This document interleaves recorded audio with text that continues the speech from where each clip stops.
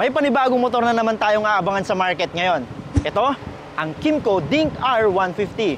At kung mahilig ka sa mga motorcycle reviews, news and updates, ay huwag nang kalimutang mag-like at subscribe sa channel na ito para updated ka sa mga kaganapan.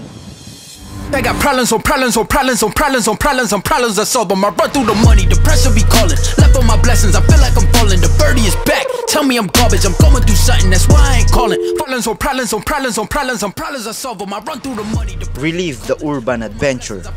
Yan ang tagline ng nagbabalik at ngayon ay Kymco Dink R150 na.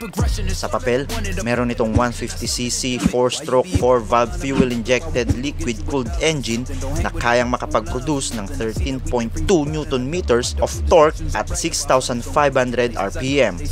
Malakas umarangkada ang scooter na to. Ramdam ko yan during test ride.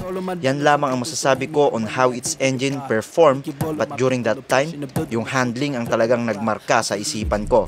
Matalino ang pagkakadesenyo sa scooter na to.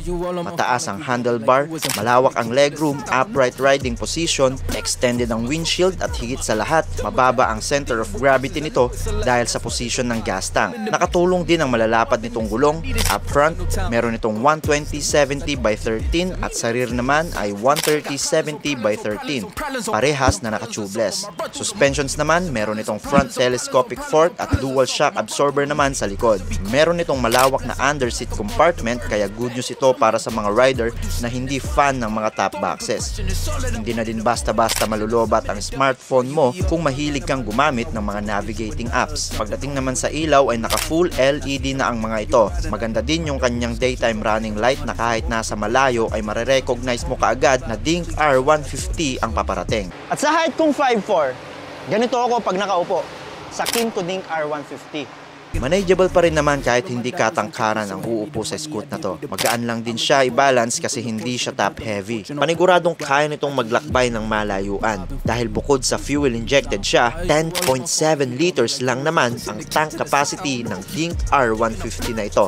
Stopping power naman ay provided ng front and rear disc brake at parehas itong equipped ng ABS. Liban dyan, equipped din ito ng TCS o traction control system.